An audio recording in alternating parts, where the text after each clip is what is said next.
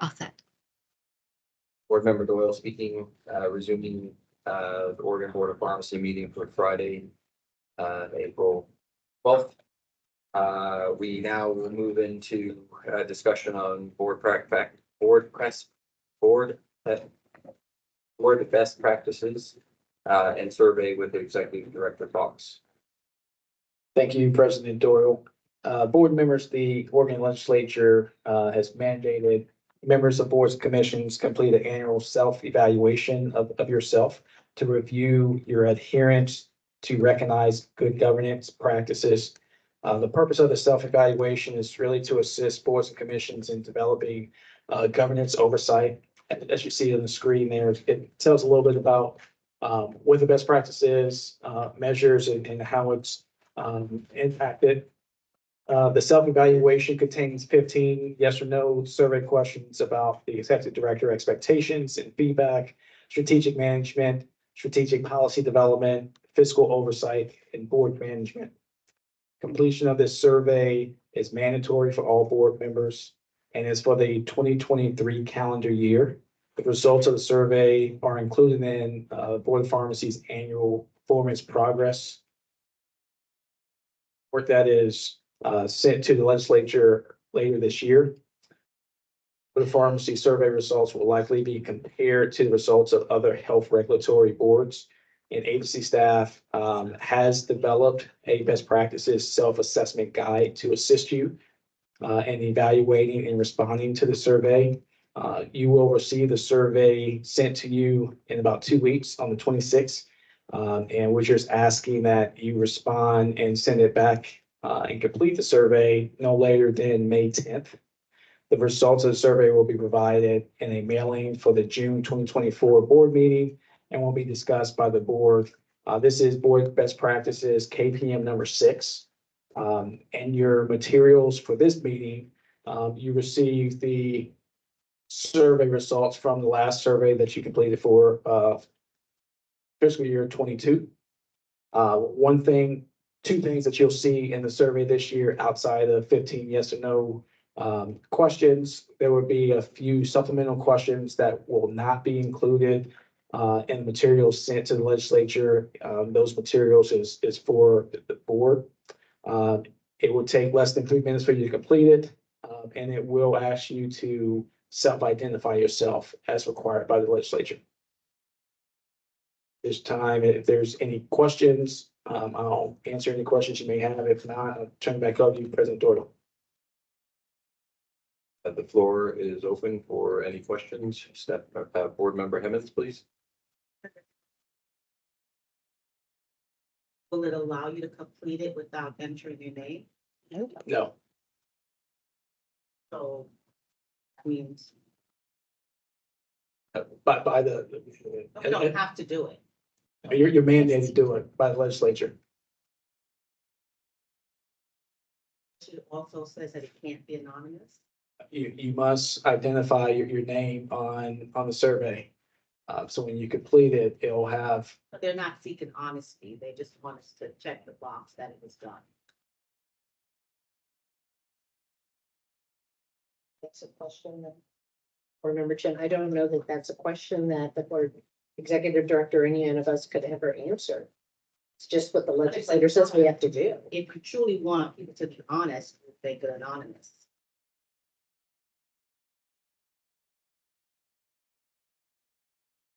Board Member Beeman, so previously with this, it would show comments, our names will then be linked to those comments, or will the comments still be, okay, so that's, because that's the biggest change then, is that it's.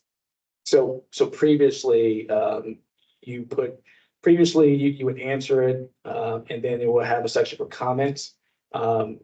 We did not do it correctly as a board and agency. You were not supposed to have comments in there, and you all did not put your name tied to how you actually answered the survey. So we had to do it correctly, and so when we submitted it, we submitted it as requested and required. The ramifications were not complete.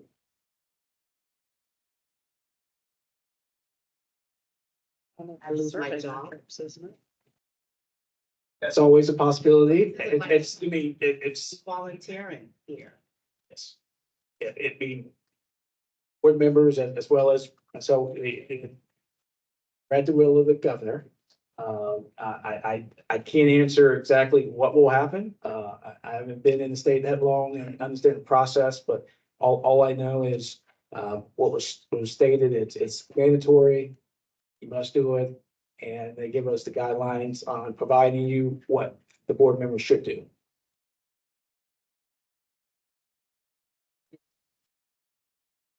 Want to go on the record to say that if you wanted honesty, it would be optional. I identify who you are. The fact that are mandated to complete it one, also identifying who you are, tells me that I want you to be cautious in your responses. Or they assume that there's a level of trust that does not exist. This is board member Shin, and what I'm not sure is if it's not anonymous, if the board staff or just the people at the state get this, or and it's the information is scrubbed out about who the respondents are back to the agency. But that information is kept at the state level, whoever gets it at the state. I don't know who these people are that's like were mandated and stuff, but that would be, I'm not, and that's what I don't know. And in response to Member Hemmings is, I don't know what comes back to you as an agency head from a anonymous survey with possible comment, with or without comments, I have no idea, but do you get this scrubbed out of with the names? And maybe that's something that you can find out. In relation These are to not the a- question. It's a public record. Right, these are not exempt from public record. Exactly, that's my point. This is public. It's subject to the public, whatever law. Records level. Board Member Doyle, with regard to, KP number 6 from, last year, or the last time that the survey, was provided, it indicates that the full board did participate in the responses this year. A score of 86% of the 15 questions received a yes response, so it appears not all the questions were. I'm reading the results of the KPM, so I'm just trying to explain that it appears as if there's an opportunity for answering some of the questions selectively, not as opposed to answering them all. I don't recall that there was a force function that you must answer question 1 before you move on to question 2. And it appears as if obviously there were, I will assume that there were no ramifications for you last year if you indicate that you haven't filled out the survey from last year. I remember Henry's response, if I did fill it out last year, my responses last year were probably different this year. A greater ramification. On behalf of the board, we're trying to operate as the best board that we can, and any constructive criticism of the board working together to meet the mission of the agency are welcomed and encouraged. Remember Henry's, yeah, but that presumes that we live in a world and we operate in a space where there is complete safety. That's an assumption. We all may not necessarily feel that sense of safety.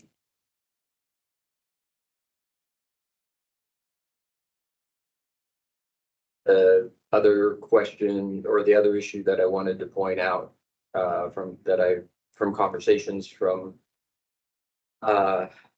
Executive Director Fox is, can you please, clarify the etiology of the question, the source, and our ability to adjust them or not? So the questions, we're not able to adjust any questions. The questions are directly from the legislature. They created the questions. The questions that you see on the screen is what is being directed for you to respond to. There is no changing of questions. It's just answering yes, no, and these are internal. You are looking at yourself as a board, collectively. Have you done these items, like executive director's performance expectations? Have you completed the previous ED's review last year in fiscal year 23? So it's looking internal. You're doing a self-assessment of yourself and how you all operated as a functioning board. Board Member Doyle, Executive Director Fox, can you please clarify the timeline that we're to be looking at when we fill out the survey? But the timeline is going to be from January 1, 2023 to 12/31, 2023. As calendar year. So the calendar year, and which also includes a turnover of or the retirement of Executive Director Schnabel and a conversion to Executive Director Fox. Yeah, Correct. There are other questions from the board? Remember Hennings? Is there, option in the answer key? Either check, I don't know, NA, No, it's just yes or no.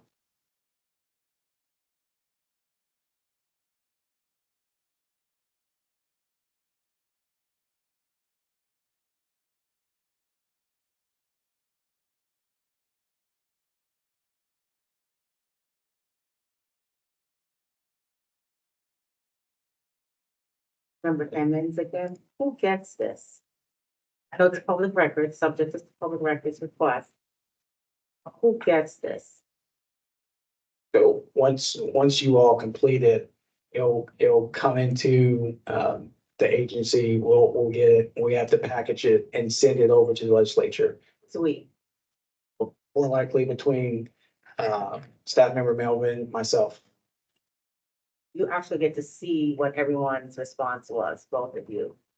And then it goes to the, Because we had I assume that they still have a pretty form, whatever the form they wanted to submit it in. It's actually sorry, staff member moment. It's a portal we have to log into to submit it to those folks. And it goes to the LFO, which is the Legislative Fiscal Office, and it also goes to DAS. And I can show you, if you would like to see last year's, it was part of the mailing where you see the questions and you could see how they were answered. thank you, staff member Melvin. Does the staff get to also fill this survey out, or is it just the board, It's just the board. just the board?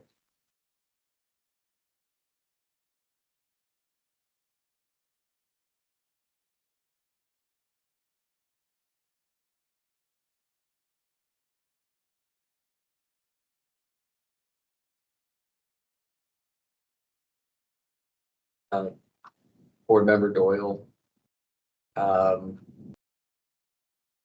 For some board members, this will be a new survey that they'll fill out for the first time.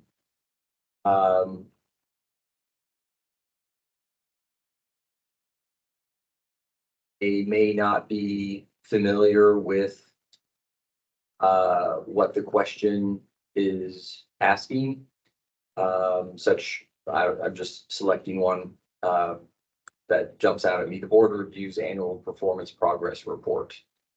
A board member might not have been present long enough to have experienced that.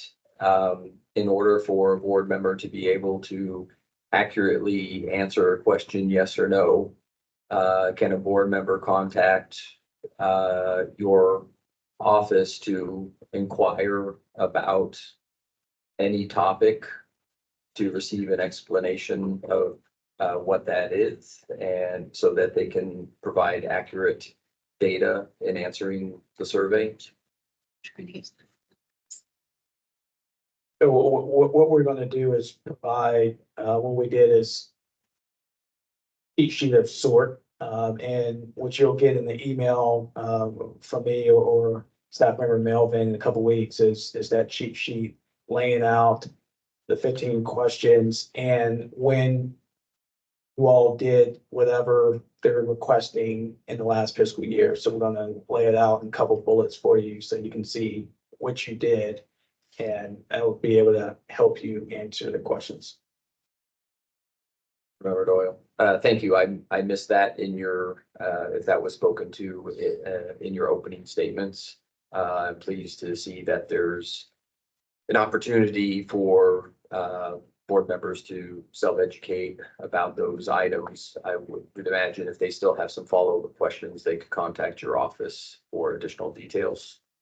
I would do my best. I'm not I don't have expertise in the board best practices, but I do my best. Staff member Melvin, I'll just add that in that email with that attachment that he's talking about, I will certainly attach the most recent KPMs, which you guys saw back in October 2023. That's the most recent one. The board questions.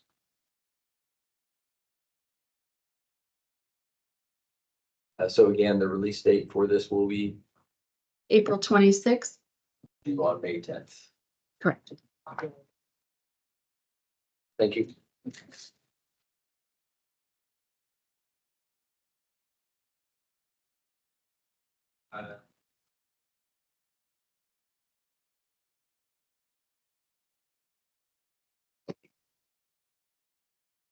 We've completed feeling D as in Delta. We now move to we will now review multiple requests in an SBAR format.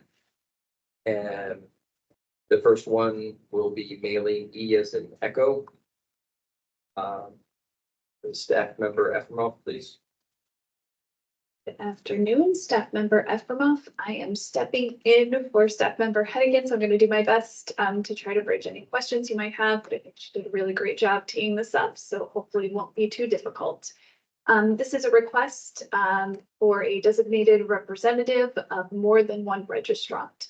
On October 5th of 2018, the board authorized a single designated representative to oversee the day-to-day operations of Wholesaler One registrants. You can see the registrations there that are in the same physical location in accordance with OAR 855-065-0009(1) for a period of 5 years. On 1/18/2024, the board received the request for a continuation of this authorization for a single designated rep from the representative of the registrant. So at this time, each registrant is requesting a specific authorization, which states that the designated representative may not be, or currently in rules, it states that a designated representative may not be listed for more than one registrant without the board approval. So at this time, that is what the board is reviewing. You can see the request comes from the Sanofi Corporation that has 3 subsidiary companies located in the same physical space, and each company holds an individual registration. Due to our registration requirements, each entity must hold a registration, and by granting this authorization, the board will allow a single designated rep to provide consistent oversight and awareness of the daily operations of the wholesale distribution for all 3 registrants. Yep, you're right there. Thanks. You can see the related regulations, the OARs that are listed there. If you scroll down, the next location is for the assessment. So if approved, Mr. Trable would serve as the designated rep for the Taylor, PA, Pennsylvania facility. Each of the following are the examples of the consistent oversight and awareness of the daily operations that will occur at the facility. See those listed. And at this time, agency staff recommends approving the authorization to allow Mr. Russ Trable to continue acting as the designated representative for the registration numbers listed for 5 years or such time as Mr. Trable is no longer overseeing the day-to-day operations of all the registrations in the same physical location. Hand it back to board. Board Member Doyle, thank you for the presentation. There, putting the floor for questions or comments regarding the SBAR, particularly the recommendation of agency staff, starting with Board Member Hall.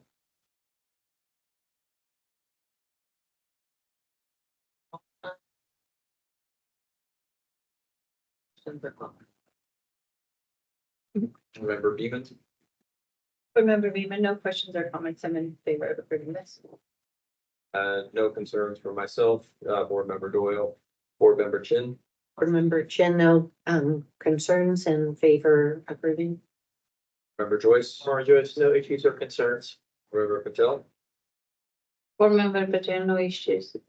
Member Hemmons, Member Hemmons, I have a question about how this fits into this part of our hearing. This is thing called, we're doing a meeting, our board meeting. How does it usually fit here or in closed session? As far as, Sure. This is Staff Member Efremoff. So this is a waiver or an exception of request to a rule. So that should occur publicly. So they're asking that this rule here says the designated representative may not be listed for more than one registrant without approval from the board. So you need board approval. It would have to come through in the public session. okay, thank you. Member Barmore, Board Member DeMar, no issue. hearing no questions or issue, is there a motion to move to approve the request for Sanofi Corporation as presented? Board Member Dormer? For a second, Seconded, Board Member Joyce. motion has been made by Board Member DeBarmore and seconded by Board Member Joyce, so I'll now call roll votes. Board President Doyle, yes. Board Vice President Chin, Yes. Board Member Beeman, Yes. Board Member DeBarmore, Yes. Board Member Hall, Board Member Hemmons, Yes. Board Member Joyce. Yes. Board Member Patel. Yes. Motion passes. We have approved the request. Now review a request regarding RDSP mileage limitation with staff members Efremoff and Davis. Staff Member Davis. Before we discuss these next two SBARs, we wanted to discuss some improvements to our communication process regarding rules that are not in rulemaking, which is what we're about to discuss. The board engaged in a productive discussion at the strategic planning meeting in November regarding enhanced communication. In response, staff has implemented new processes to effectively prioritize and address rule modification requests for rules that are not in rulemaking from interested parties. Note that if a rule is in the rulemaking process, people can only submit comments during the comment period. To address the comments on rules that are not in rulemaking and increase communications, we've implemented this new process that we're using today with these two SBARs. So when the agency receives a modification request for a rule not in rulemaking and the request is specific and made in the interest of increasing patient safety, agency staff will draft a request in the SBAR format to facilitate board member discussion of the items. Furthermore, agency staff are going to look into developing a fillable form on our website to solicit rule feedback for rules that are not in rulemaking. The form would be similar to the ones we use for the PFAC protocols or self-inspection forms. Overall, we hope that these changes will streamline the process for rule modification requests when a rule is not in rulemaking, improve communication, and ensure timely consideration of licensee and public input. I'll hand it back to staff member Efremoff. Staff Member Efremoff, diving into the SBAR we are looking at here is our first example. This is a request for a rule change related to RDSP mileage limitation. So we received a request from Manage Healthcare Pharmacy in Eugene, Oregon, stating that they were planning to open a second retail drug outlet pharmacy in Medford, Oregon. They intend to operate the Medford location both as a regular closed-door long-term care pharmacy during weekends with a full-time PIC and technicians, and as a remote dispensing site pharmacy on, weekdays is the full-time, and then weekends as an RDSP to provide emergency prescription access to their long-term care patients and other long-term care pharmacy they lack after-hour pharmacy services. I apologize. A little bit of background on this. The Eugene pharmacy location would function as an RDSP affiliated pharmacy. A pharmacist in Eugene would supervise the pharmacy technician or the certified pharmacy technician at the Medford location via a telepharmacy system. Managed healthcare can meet all of OAR 855-139 requirements to operate the Medford location as an RDSP on the weekends, except for OAR 855-139-0200, which mandates the RDSP affiliated pharmacy be less than 120 miles away. The distance between their Eugene and Medford locations is 166 miles. Just a little history regarding the board conversations on these rules at the August 2021 board meeting. The policy discussion was from a patient safety perspective, if there's an issue or a problem, a pharmacist needs to quickly access and be on site. The majority of the testimony for Senate Bill 629 focused on providing prescription access to rural areas, and other states with telepharmacy laws have minimum and maximum distance limits. In the minutes, the board voiced support for the distance parameters as drafted with only a maximum distance outlined. At the December 2021 board meeting, the policy discussion included there is a potential for the closest pharmacy to an RDSP to be greater than 120 miles. Unknown if this scenario exists, but it is possible. Again, the policy was reiterated from the August 2021 board meeting, and the minutes reflected the board discussed the maximum distance allowed of 120 miles between the RDSP and the affiliated pharmacy as required in the rules currently today. So as you can see, there's the list of applicable statutes and rules. I think they're all rules listed there. And the assessment, the current 120-mile distance requirement in OAR 855-139-0200 paren 2 poses a barrier for managed healthcare to provide after-hours emergency access to medications for their long-term care patients in Medford. For board review of the 120-mile limit is necessary to determine if an adjustment is needed to either modify the current limit. If so, what is the most appropriate revised distance, or if the board would like to contemplate eliminating the distance limit entirely. If so, are there other alternative parameters to ensure patient safety and access to care? At this time, board staff would make a recommendation for the board to discuss the feasibility and implications of revising or removing the 120-mile distant limit, consider alternative parameters to ensure patient safety and access to care if the distance limit is removed, and provide direction to board staff to begin drafting a rule amendment if the board decides to modify the existing rule. Back to Board President Doyle. Thank you. Board President Doyle, point of clarification and the request for comments from the board. Our comments today will not be authorizing this particular outlet to be able to function as an RDSP with expanded parameters. This is just to provide more information to board staff to potentially begin a rules revision process, which will take some months into the future. Member Efremov, yes, that is correct. So in this new format, as we're trying to figure out new ways to bring things forth to the board to discuss if this is something you would contemplate or would like to pose as a potential rule change to give staff clear direction to go forth and do such. Again, there is no motion on this one, so we're not motioning to make any changes or to approve a request. This is strictly for staff direction. Thank you. Member Doyle, we begin with Board Member Beeman. Board Member Beeman, it's heartening to see that an arbitrary mile limit is impeding access for patients. So I would be interested in looking at this rule again and having the discussion around that in the future.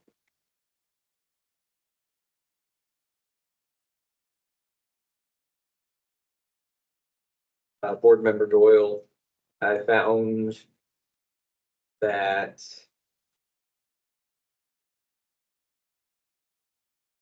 I started to think that there were a lot of aggravating or mitigating circumstances to this particular case as presented. When I think about an RDSP, I think about it being in a remote area. And if I remember rules correctly, a pharmacist did not have to be present on site for a many number of days. That there was very limited, like I think it was once every 90 days or 3 months that a pharmacist needed to go there to conduct some business. Don't quote me on that, but so when I thought about this case, I thought it was a unique circumstance that this is going to be a regular pharmacy Monday through Friday and is just looking to operate with as an RDSP with skeleton staff, so to speak, on Saturdays and Sundays, and that there would be again a pharmacist on site again on Monday. And so is there a possibility for carve out, so to speak, that an entity could work with a quote unquote skeleton staff as an RDSP with much more latitude, because on the rest of the days of the week, they're functioning as a full pharmacy. I didn't contemplate that this type of situation when we were reviewing rules, because we didn't know what type of applications per se we would get. I also think about mileage versus time to drive. I seem to recall that, or at least in my mind, I was thinking 120 miles equates to 2 hours. But this entity's location to Medford is straight up I-5. And my Apple Maps indicated 2 hours and 42 minutes of drive time. And therefore, it seems reasonable that maybe if there was an SOP that said that an agency could, or that appropriate help could get to the RDSP within a documented period of time as opposed to a number of miles, that would be more appropriate for the future. A negative thought that not negative, but one reason that one might not do this is that that Medford is not a rural population and they have 85,000 people there, and it's expected that they have other pharmacies. But I know some people, I have acquaintances that live in Medford, and I know that several of their chain pharmacies, if you will, retail community outlets are closed on weekends. And so maybe there's not a sufficient system in this place to be able to rely on other companies to help out on a regular basis. I apologize, I went over time. Board Member Chin. Board Member Chin, I echo much of the sentiment of Board Member Doyle. Managed healthcare is a long-term care pharmacy only. They won't be interacting with any other retail pharmacies. I fully support, since there are no other long-term care pharmacies working on weekends in the area, sorting out how to allow this to occur. I think that's in the best interest of patient access and patient safety for getting their medications. If you drive the exact speed limit, it's 2 hours and 42 minutes. If you drive a little bit faster, it's 2.5 hours. And you still are under the radar.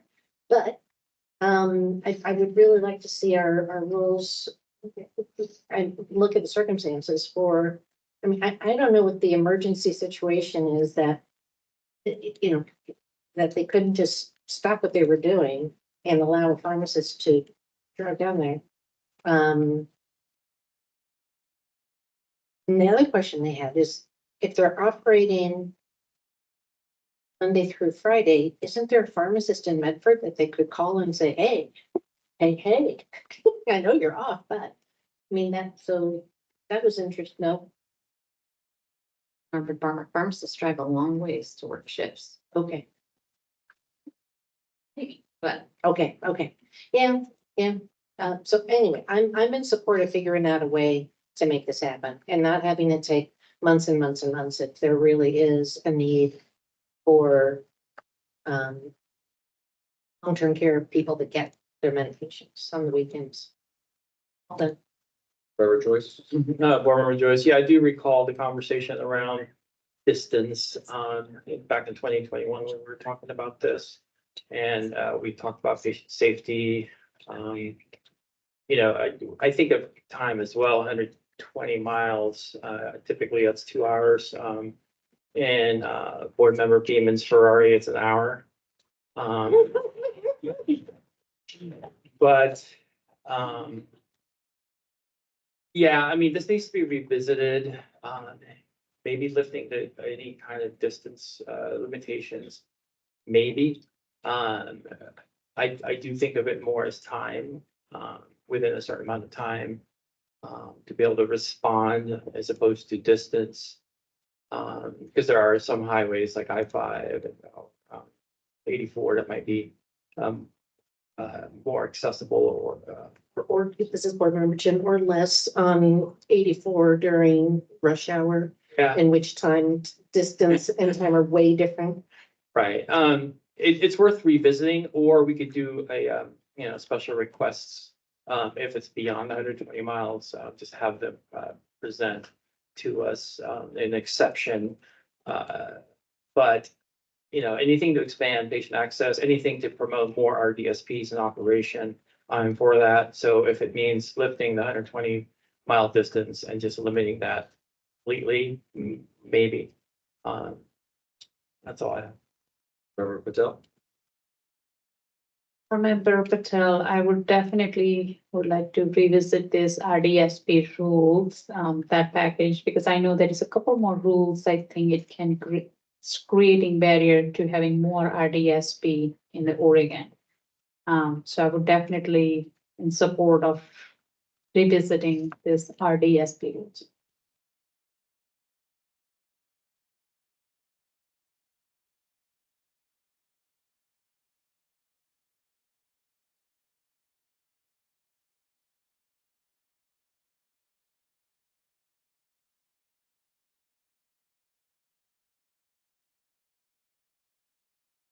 I share, not to say.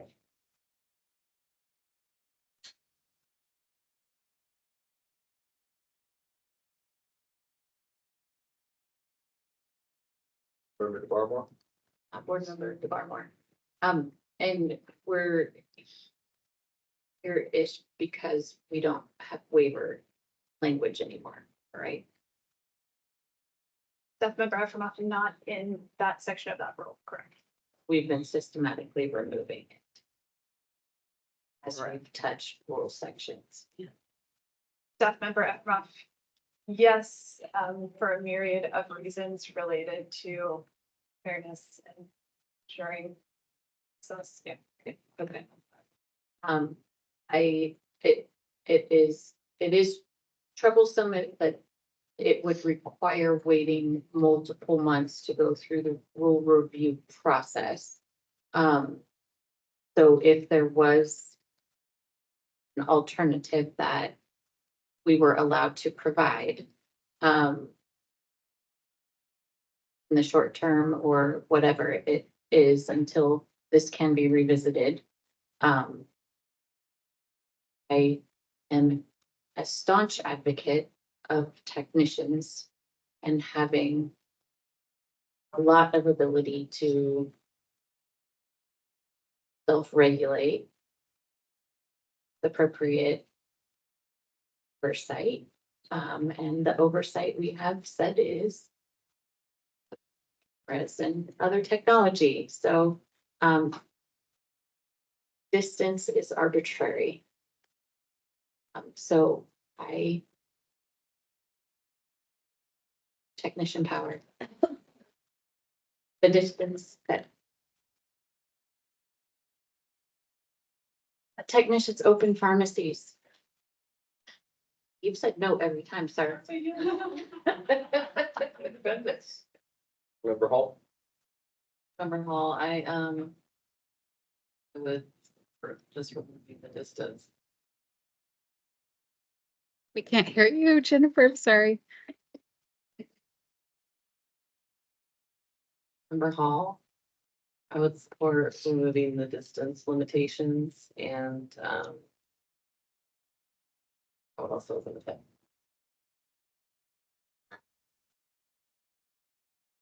Going around the, table, staff member Efremov, any specific, questions that you have following our feedback? Staff member Ekramov, I don't believe we have any questions. Oh, I apologize. It looks like there was a hand raised. I acknowledge, Ignoring me. no, Oh, okay. I'm waiting for you to finish, Steph. Do you have any questions? No questions other than I would maybe just pose the question related to prioritizing this in writing rules. I'm hearing kind of two different methods of thought, but is this something the board would want to see sooner than later due to the nature of this? The only way this could be permitted is to permit it in rule. We could try to, if the board wants, make it a priority and bring back a very narrow, straightforward, just through the lens of the RDSP, looking at the mileage for the board to review and then send to the next rulemaking if that wants to get it into the process, to get into the rules hearing and to have it as effective as quickly as possible. So I want to punt that over to board member Davis, because I'm not sure her. Staff member Davis, we are anticipating asking the board for an additional rulemaking hearing during the summer. Just because of some of the legislature bills that happened, we will likely need to do some rulemaking before November. So just kind of a heads up. So potentially I could bring, this is a pretty narrow thing, bring some proposed language, giving the kind of two options. Let you guys make a decision about what you want to send to rulemaking and send it through this summer. So it's not going to happen super fast, but we can do what we can to expedite the process. I'll ask the board your question in just one moment. Member Chin, did you have a question? My apologies. I was just seeing on what board member DeBarmer had said, is there any other emergency fast track? But it doesn't sound like there is any other way except for rule change. And so staff member Upperloff and yeah, I think we're gonna get it done as quickly as we can get it done. But I do agree, instead of just opening it all up, to just do the narrow mileage thing so we can get this pharmacy up and running. So the only one who's come forward to ask for an RDSP outside of the parameters, and then maybe look at the whole rule thing later. So my interpretation is that the first time that we as a board could review a change would be June of 24, 2 months from now. Yes. that would be So, my- and, okay, so, board member Beeman, would you want to see something in June of 24 or potentially later? I remember being in, if it's feasible, I would be comfortable saying to try to send to the Joel on the rulemaking. For the record, I do not have a variety. Thank you. I do not. Yeah, 3, I heard. Is your nickname Enzo? Board member Doyle, yeah, it would be, it being a small piece or an adjustment, I think it seems feasible to have a discussion on that in June. Board member Chin, Board member Chin agrees. board member Joyce. Board Joyce, agree. Board member Patel, But please. board member Evans, Agrees. board member DeBarmore, Agree. board member Hall. I agree.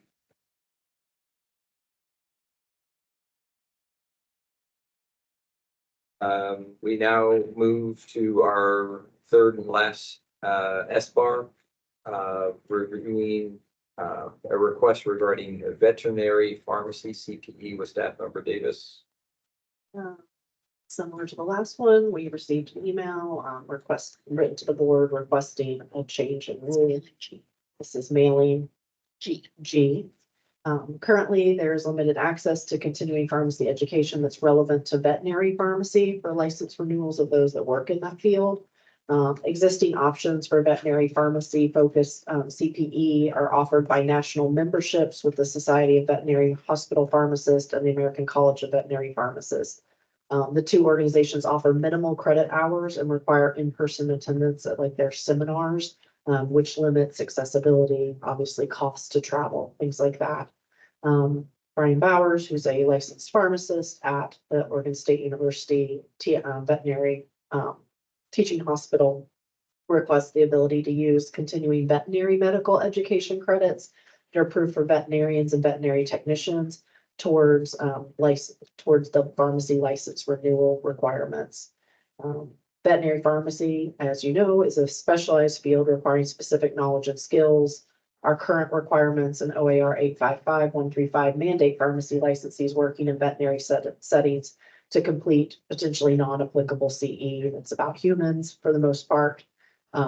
In veterinary medicine, the American Association of Veterinary State Boards maintains a registry of approved continuing education standards for approved providers of continuing veterinary medical education, accredited CVME courses. So this is similar to what we are used to with ACPE or ACCME, AMA Category 1 accredited programs for human medicine. These race medical programs are reviewed by a committee of veterinary professionals that require learning objectives, qualified instructors, and post-course assessments. In addition, associations such as the OVMA and the AVMA offer CE programs. However, these programs are not race accredited from my research. Similar to board approved programs, agency staff or staff delegated authority could review and approve applications for a veterinary association provided CPE program to meet the approval criteria. So they could apply for these programs prior to attendance, at least 45 days prior.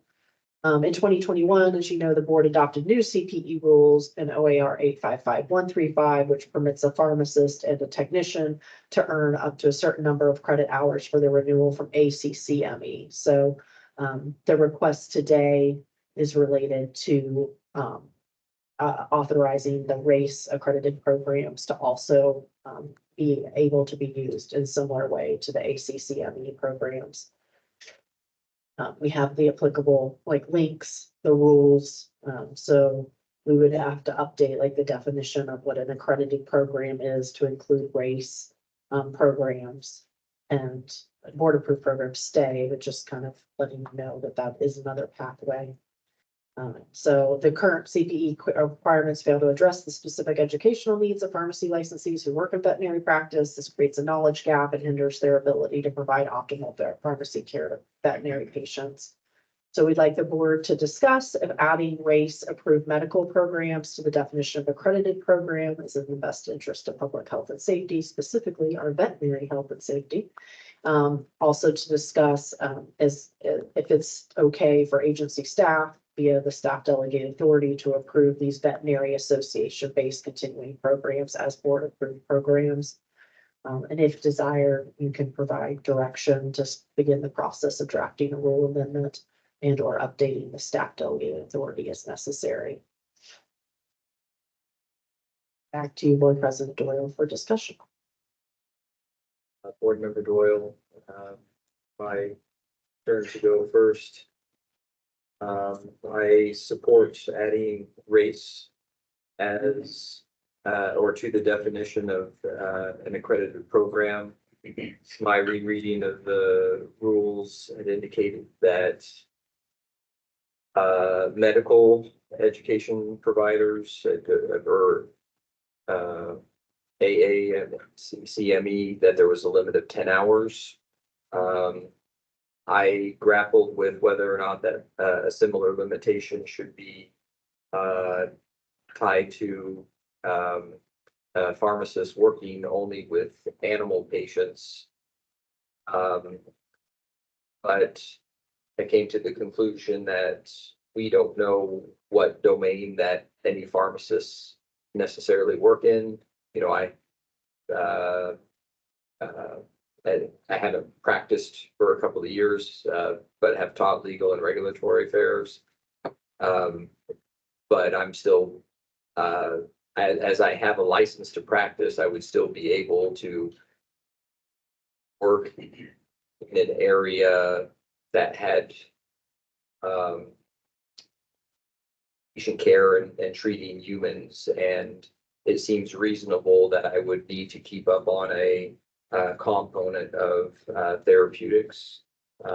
And so I don't think that so therefore I think that the race CPE should still be limited, and that a pharmacist in Oregon still has the responsibility to get some human-based CE as well.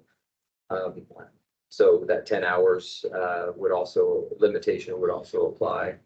And I also think that the SDA for vet CPE is very appropriate. I think that at those institutions that are delivering the CPE can reach out to the board and request approval for their programs, and potentially would increase their number of pharmacists attending as well. Board Member Chin. Board Member Chen, thank you. Not being familiar with all of the license structure, I recognize Mr. Bowers, R&D, and RPH. I don't recognize any of the other letters. And I don't know that, I didn't, are there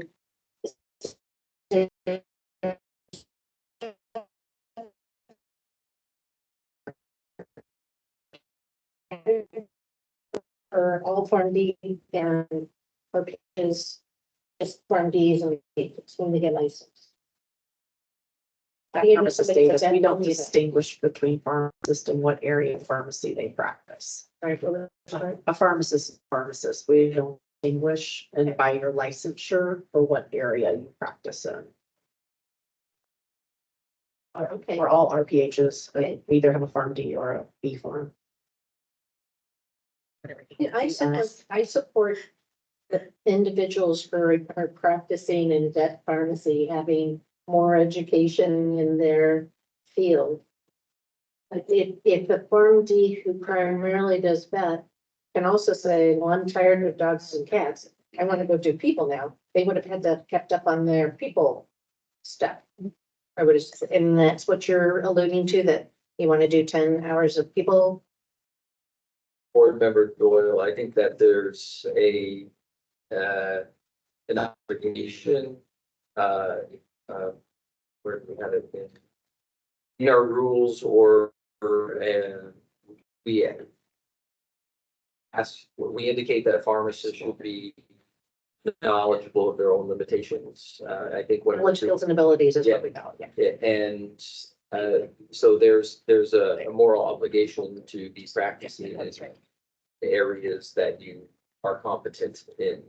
But as from the public, and so I would agree that pharmacists likely do that, but from the public aspect, that is not known, and the example is, yes, somebody could move out of the vet world and move into the human world without having kept up on their human physiology and therapeutics, and therefore from a perspective of the public, would we expect that pharmacists have kept up with some human therapeutics? And that's why I'm suggesting that there should be a limit to the number of vet hours, because our registration within Oregon is so all encompassing. Okay, and I think basically, I would agree with what board member Doyle stated at this time. And I'll leave it at that. Joyce?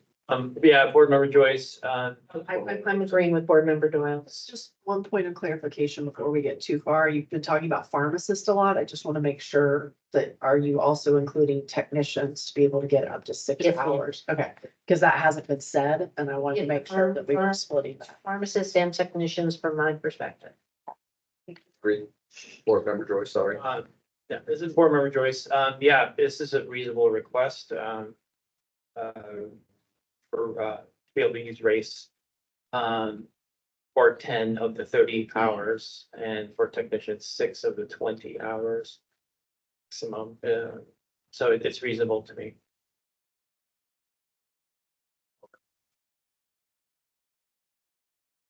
Member Patel. You agree with board member Doyle, so. Sure.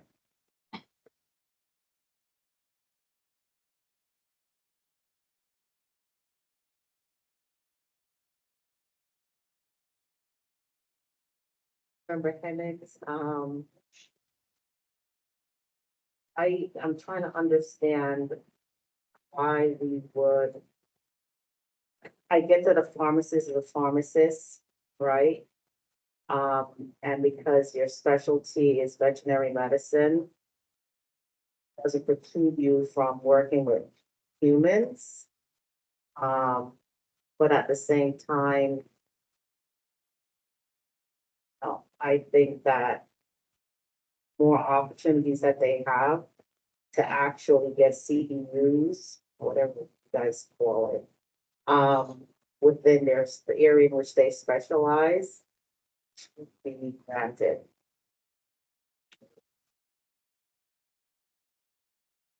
Thank you, board member Hall.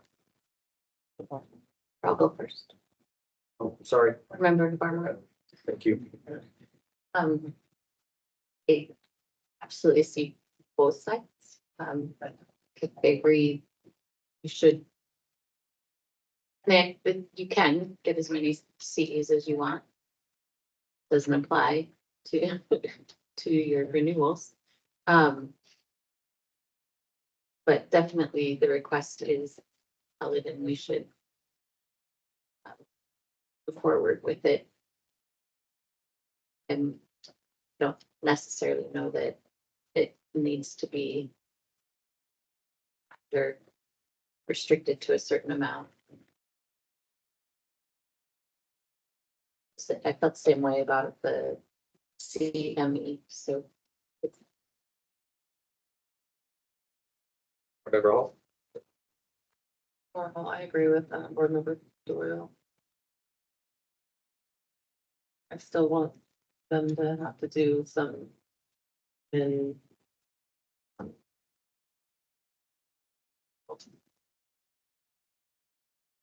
Member Beaman. Remember being in favor of re-examining the rule and discussing it further. I don't. I agree having some human-based is desirable.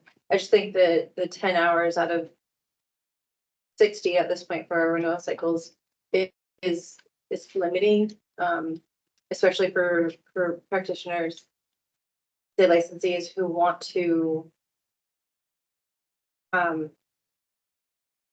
get the CE and the field they're practicing in the niche, their field or area of pharmacy they're practicing in. I would rather see a minimum reversed so that they're getting predominantly CE and what they're working in for that renewal cycle.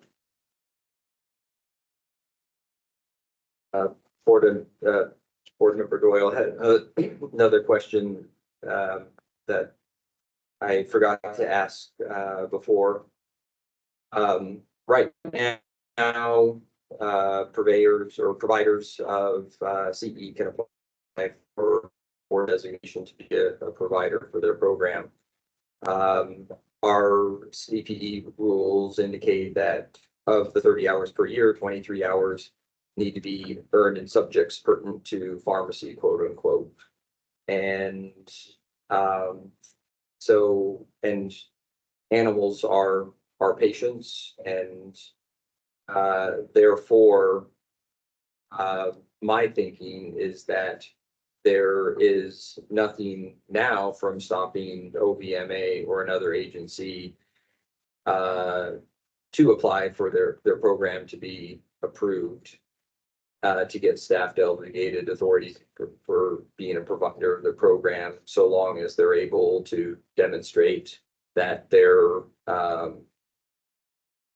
that they meet the criteria of high level, good education, but otherwise, that the subject is pertinent to pharmacy. So, I would like to be, is that a correct assumption that board staff would do even now before having this conversation?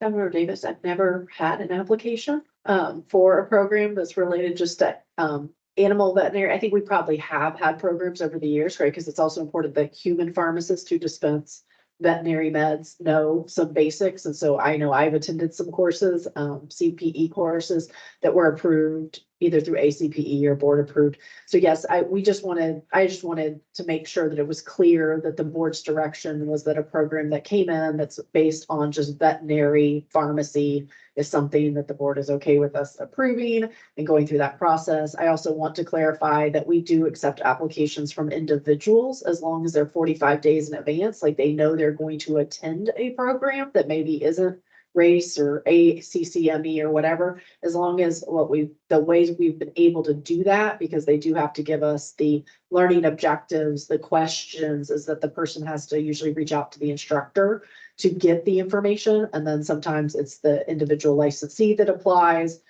because usually the instructors are busy and they have other things, but they're willing to work with the person so that they're able to get board approved CE. So it can be an individual that sends in the application. It doesn't have to be like the OVMA submitting the application, but if the OVMA would like to submit the application, we're happy to take that too. So.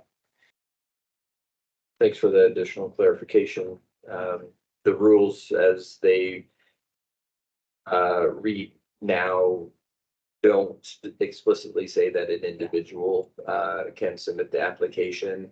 And in the subpara 2 of that section, it only says the provider, I think, or something to that effect. And so it's good to know that conversation, that an individual can do it already. And perhaps if we're opening the rule package, we can make an adjustment there too. An individual working with the provider can, yeah, because that's essentially how we've been utilizing. Any other comments or questions from board members? Board member Dwarmer, we do not have to get 30 hours a year nor 60 in 2 years. We only have to get 30 in 2 years. Oh, sorry.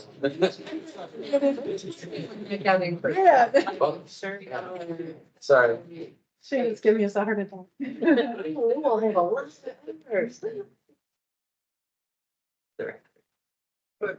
Sorry about that, guys. Didn't mean to scare.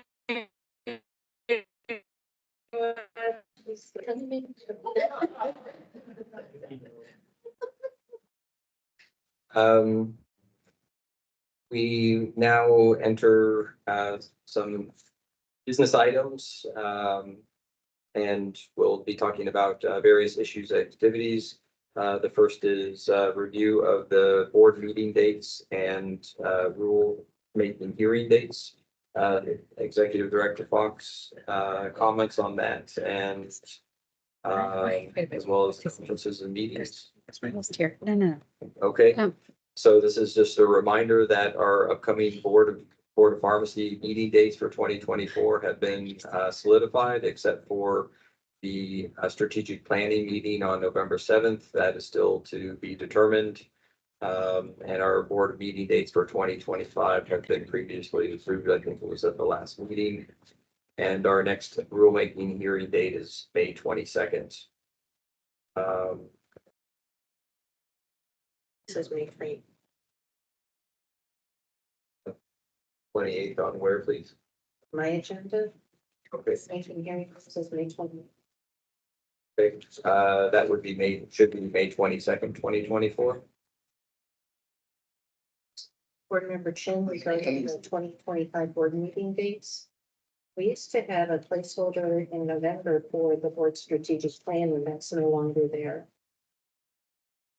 Director Fox for. As I stated, when you all adopted the strategic plan, the review and changes is going to be every 2 years, so in the even years.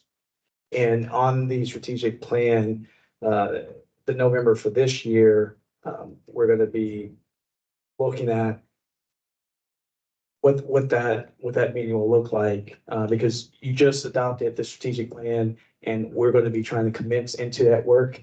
So it's not going to be too many updates that we're going to be able to provide this year, but then 2026, that November is when we'll come back around and have more conversations. And if there's significant changes that need to be made, it'll be made at that time. This board member Joyce, so can we, because I have in my calendar, May 22nd. So it's a 22nd? Staff member Melvin, it is May 22nd, 2024. Okay. 9:30. Board Member Hammond, but we don't attend that, right? Board Member Doyle, the rulemaking hearing is open for all of us to attend. We have 2 Board of Pharmacy delegates that attend and have already been chosen to attend that meeting. And if I can, Executive Director Fox, you did have that selected for the 2024 calendar year for those 2 delegates. But by statute and state rules, you're not required to attend. So I just want to be very clear. It's not a true requirement from the state that you attend.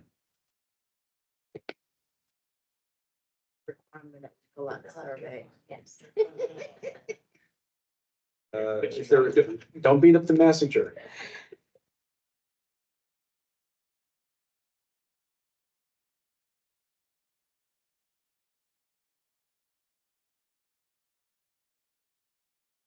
Staff member Melvin. And Board Member Hall. Member Hall, just to follow up with the strategic planning, I thought it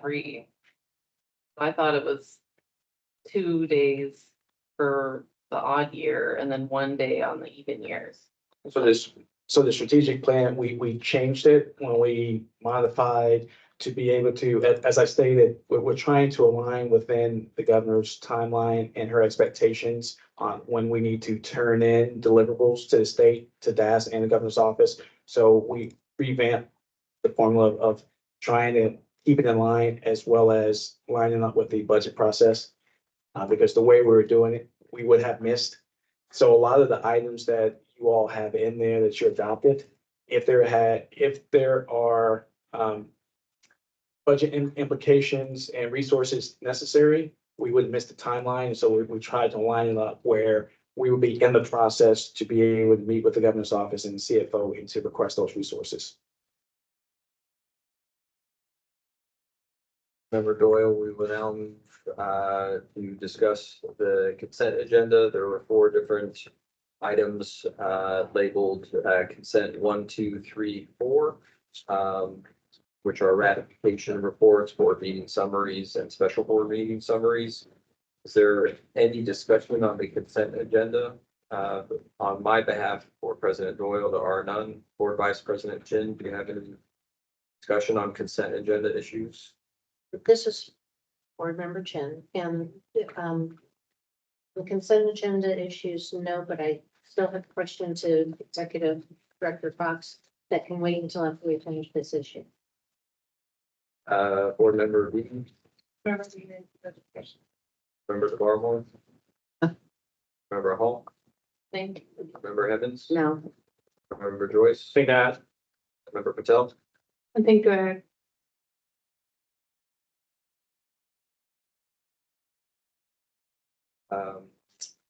Is there a motion to approve? Is there a motion to approve the consent agenda as proposed? so move Board Member Chen. Seconded board member Joyce. A motion has been made by board member Chin, seconded by board member Joyce, and I'll call roll to approve the consent agenda. Board President Doyle, yes. Board Vice President Chin. Yes. Board member Beeman. Yes. Board member DeBarmore. Board member Hall. Yes. Board member Hemmond. Yes. Board member Joyce. Yes. Board member Patel. Yes. Motion passes. The consent agenda was approved. We will now move into public comment period. We have two persons signed up. The first person, if you could please join us at the table, is Jennifer Zanon. Sorry, I don't. No comments from Jennifer Zanon. Next, we have Brian Mayo with OSPA.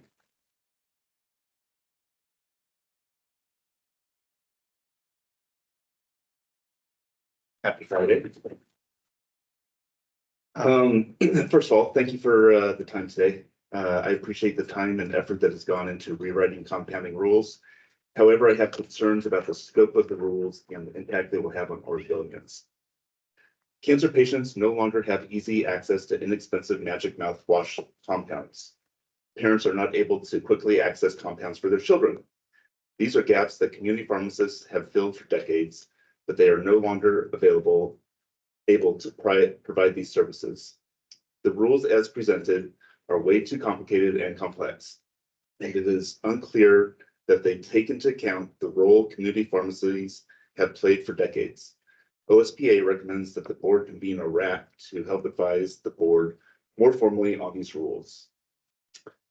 OSPA is also concerned about recent interactions that the board staff has had with licensees and board appointees, including making multiple legal interpretations. It's clear from the recording of the February 21st PFAC committee meeting that the committee's intent was to add naloxone to the board's formulary, but they were told by a board staff member that they could not do so. We understand that pharmacists have options, but the proposed naloxone protocol is cumbersome and not useful to pharmacists. We have had feedback that the current protocols are not useful to pharmacists and are not being utilized.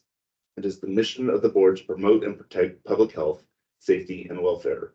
It is getting harder and harder to see how these continued actions contribute to that mission. I appreciate the board looking at the RDSP rules. I would also like to let the board know that there are other parts of the rule that are problematic and possibly in conflict with state statutes.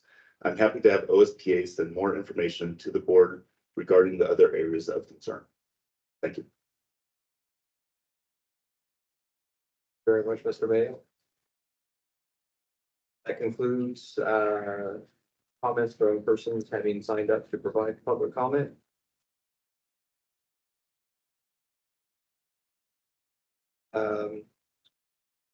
We will now take time for our matters to be discussed by the board section.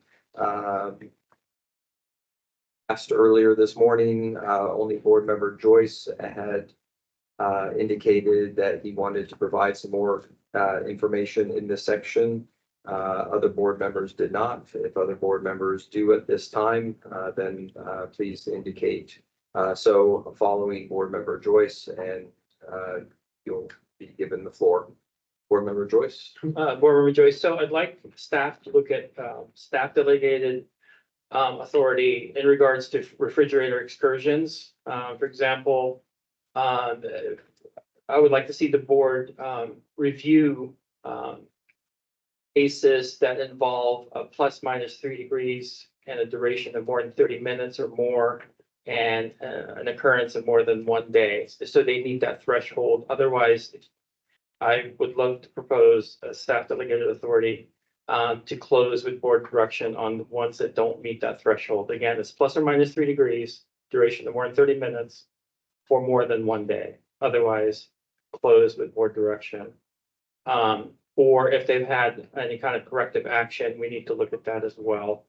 To see if they've made corrective actions, then maybe we don't need to see it. Maybe it can fall into the SDA bucket. Thank you. President Doyle, this Executive Director Fox, giving the request from Board Member Joyce. If that is the wishes of the board, I would just request a vote of consensus for that direction. Member Doyle, thank you, Executive Director Fox. I was thinking the same and trying to determine what to do with that information. We'll go around the room, starting with Board Vice President Chin, for her reflections on those comments and see if she has similar advocation or not. Like to hear from licensees before I comment. Member Beeman?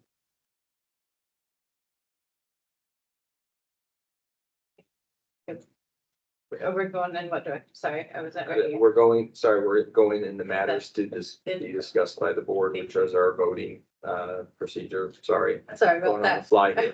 that. Board Member Beeman, I think a discussion is necessary around those rules. I hope that's enough to get the ball rolling in the discussion realm. Haven't had time to process the thought of staff delegated authority approach, but I do think that further evaluation, now that these rules have been in place for some time, maybe just a little revisit and reassessment of would be great. Thanks. Member DeParmo? Board Member DeBarmore, in similar, I don't know, I could quite get to staff delegated authority, and that criteria without having to think through it a little bit more and look at documents. I need to think that through before I could say, yes, go forth and conquer. I would ask to prioritize that topic no sooner than August. Bias. Member Hall? For all, yeah, I would like to talk about it some more. I don't know if I'm ready to say yes to those specific things today, but I do definitely want to look at it and talk about it. In June. June's meeting is full. Member Evans? Board Member Cummings, I thought that every complaint or violation had to come to the board discussion. No one told me that since I've been on this board. Just Board Member Chin, we have had staff delegated authority for many things that we talk about when we're doing our, so every complaint does come to the board. Everything has a place. The staff delegated authority are those, the consent agenda, they're the written reviews, so those are all staff delegated authorities. The complaint for the refrigerator thing is still gonna come to the board. What Member Joyce was suggesting is that when it's this narrow criteria, that it goes like in the consent agenda rather than coming to see us. That's what he's talking about. Board Member Hemmons, thank you so much, Vice Chair Chin. I appreciate that explanation. Clears up a lot for me. And I'm open to whatever the majority thinks on this. Member Patel? Board Member Patel, yeah, I'm also not ready for staff delegated authority right now, but I would definitely prefer to revise this temperature log rules sooner, like in next meeting in June. Or, can I say something? Board Member Joyce, I wasn't expecting us to go around and vote immediately. Like with the CE thresholds that we had set up SDA for previously, it was something that was presented to staff and you guys worked on it. Hey, what numbers, how punitive should it be with how short they are on CE? And that was worked out and presented to us and we liked it. So I didn't expect, for me to present this threshold and to immediately vote on it. I just wanted staff to look into it. Member Doyle, That's acknowledged, but board staff needs the consensus or the voice of the board and not just one. Right. And so Executive Director Fox was identifying that he needed to confirm that that is the will of the board, that we would support your comment.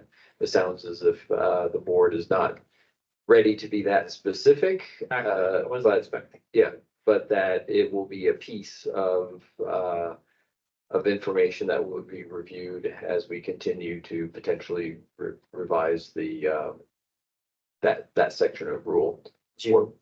Board member Beeman, sorry, board member DeBarmore. Member DeBarmore, you had your hand up?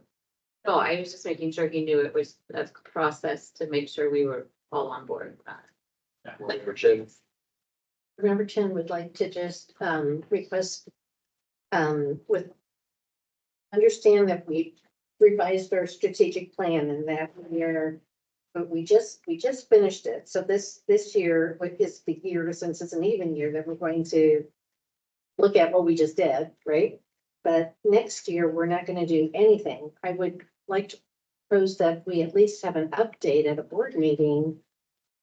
Either December would be fine or whatever, about what's happening in strategic plan. To not look at it for 2 years, to me, is a long wait.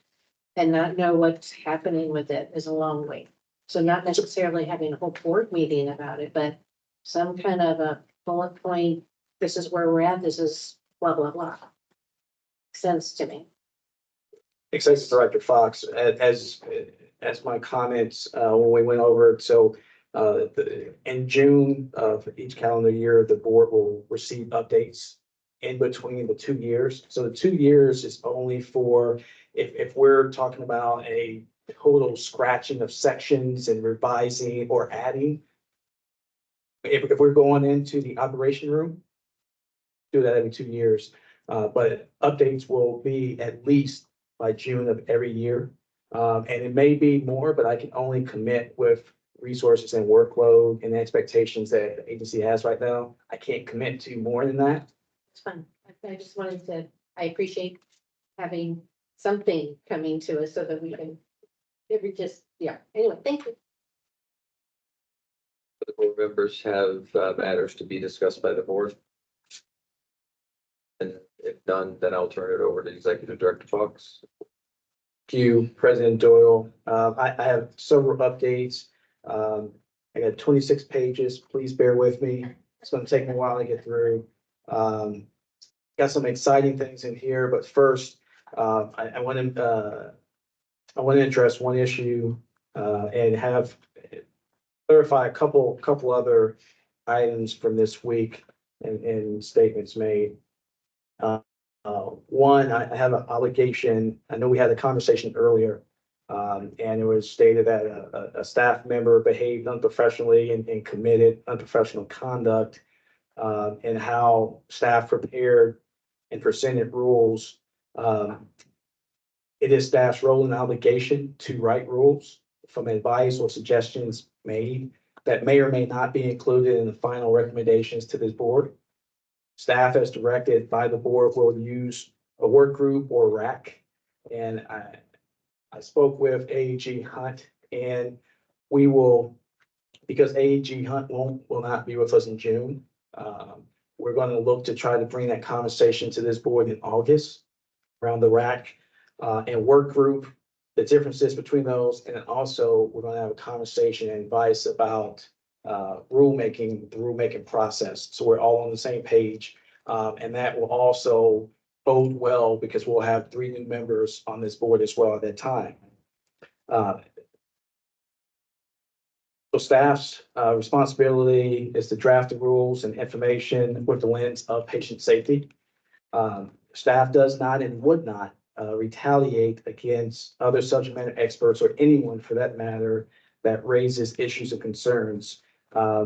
In the agency, as you know, we have licensed pharmacists on staff who takes their jobs very seriously, as well as their credentials that they hold.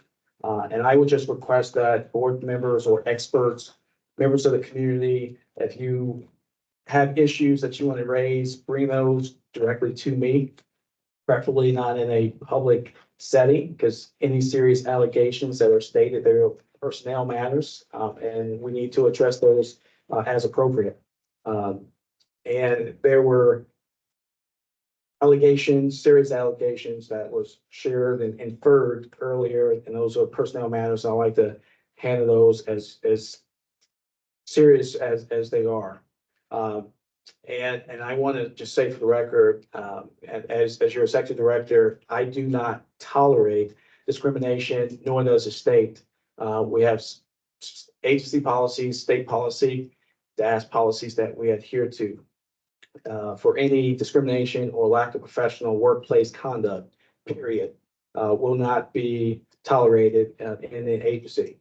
And I will just hope that we could assume good intentions of each other and conduct and try to continue to build trust and professional value and expertise that we all bring to this work that we do. We may not always agree on direction on how operations are conducted, but we are human and we make mistakes. But I would hope that we would give each other grace when those mistakes are made. Other comments I have for the board, where we are as an agency, we're continuing to move our PIC classes to online demand formats. So that's going really well. We have several recruitments. I sent an email. We have a new executive assistant that's starting in a few weeks. We have 2 compliance coordinators that is in recruitment right now. We hope to have on by June. All agency staff are going through our 12-week leadership development training. So please bear with us, give us grace. We're still going through our realignments. We're still trying to retool our work plans and try to bring in not only the strategic plans, the expectations, and any direction that you all give us at each meeting. So we're trying to work through our capacities through all that. The legislative session, the short session, there was 14 bills that we tracked out of 50 bills that staff member Melvin went through and read line by line for us. And the governor has signed majority of those 14 bills that impact us. We're still doing our due diligence and the authority that you have as a board to enact the legislation that the governor signed. So we'll be talking over the series of months on how do we implement the intent of each legislative bill that was passed in this session. In that same breath, we are now looking at 25 long session. And that work starts in a couple weeks. And so we're in our budget process currently. Budget development started last month. So we're just in the early stages, and we will be bringing forth to the board conversations about where the agency is. Currently, as a state enterprise, we're close to being or having a balanced budget. And so there's not going to be that much resources requested from each of the agencies, but we're going to be sharing that with you as we move forward. And we're going to see if we can have our CFO analyst and our fiscal analyst join us at a future meeting so we can talk about the budget a little bit more. The other items, the governor's expectation, there's 11 items. The agency staff are doing a great job. We're working through each of the plans from our DEI plan that was reviewed this week, the strategic plan you adopted, our position descriptions that we're working on, revising our COOP plan, revising the affirmative action plan. We've already completed the succession plan, but we have to revise that again. Later this year, you'll be providing the director annual performance. And then we'll be having a conversation on what a 360 review, as the governor has stated, every 2 years to have that done. Customer service surveys through Gallup and satisfaction surveys. So the staff is doing a lot of work currently. And the last 2 things I would say, I want to give kudos to staff member Chrissy Hennigan and Naomi Graham. The board pharmacy received the Chief Financial Office's Accounts Receivable Honor Roll Certificate for fiscal years 22 and 23 on April 1st. For your commitment to excellence in management and reporting accounts receivable to the state. So I want to give kudos to the team and share that. And the other couple items, I'll just say there was a question this week about whether this board needs a president or vice president of the board. It's in statute, and the statute is ORS 689-165. That requires this board to have a president and vice president, and it outlines the responsibilities thereof. And then stated as far as I could remember the statement of the economic interest statement, but it's the SEI reports, statements of economic interest. And that is ORS 244-050 that we stated this week with the governor's representative. And with that, staff, did I leave anything off? Hearing none, I turn it back over to you, President Doyle. Board Member Doyle, are there any questions from board members for Executive Director Fox?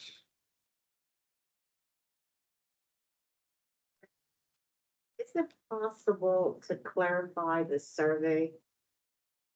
Is that like it's statute that it says that? Is there a way for board counsel and executive director Fox to clarify whether that's actually so? And if it's in statute or not? You said the legislature, but You talking about the board's best practices? yes, whether or not it has to be completed and what ramifications are there, if any, if it's not done. Board Member Patel, I'm leaving, so. Now, Right, this minute, I mean, ORS 291-110 specifies about the board's best practices. The performance measures was created in 1993 in the Legislative Assembly at that time, and within there, it spells out what the agency must do, and the agency annual performance progress report. We have to submit to the LFO by October 1st. And we have to send it in a certain version, and it goes to the CFO, the LFO analyst, as well as members of DAS. And then when the agency does not have a completed performance measure data, key performance measures by the submission deadline, we have to create a narrative noting why that data was not collected and done. so board member Hammond, so it doesn't say that each board member has to complete it.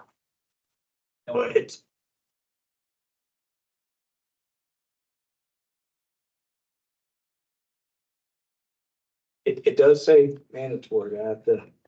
Yeah, mandatory that we have one, but it doesn't necessarily say each individual board member actually has to complete one. It says that the board has to have something.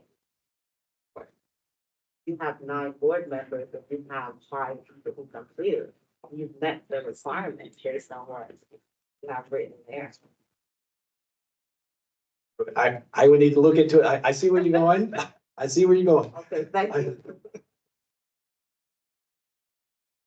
Board Member Doyle, perhaps that can come out in email from Executive Director Fox for board members for that clarification at a later time.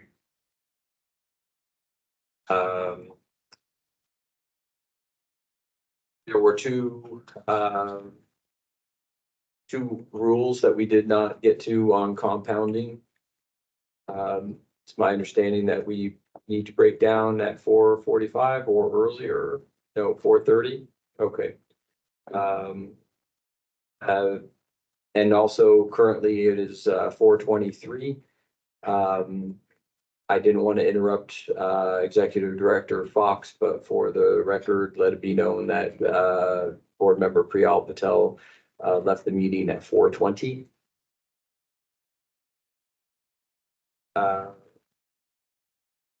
That we have concluded business. Before we adjourn, and this is new information, so please listen closely. For board members who took written notes before the board during the board meeting, please provide your written notes to staff member Melvin. Please add your name and today's date, and please write confidential if they were taken during the executive session. If you'd like to keep your written notes, please go to the board office before you depart the building so staff can make copies. Staff member Melvin, would staff member Graham or staff member Graham would be making copies. If you took electronic notes outside of OneDrive, email your notes to Rachel at oregon.gov. There a motion to move to adjourn the meeting at 4:25 PM. I so motion. Second, Board Member Joyce. Motion by Board Member Hammond, seconded by Board Member Joyce, and I call roll. Board President Doyle, yes. Board Vice President Chin. Yes. Member Beeman. Yes. Board Member DeBarmore. Yes. Board Member Hall. Yes. Board Member Hammond. Yes. Board Member Joyce. Yes. Motion passes with Board Member Patel absent. Thank you very much for a productive 3-day Board of Pharmacy meeting. We look forward to engaging with each other again in June. Good day.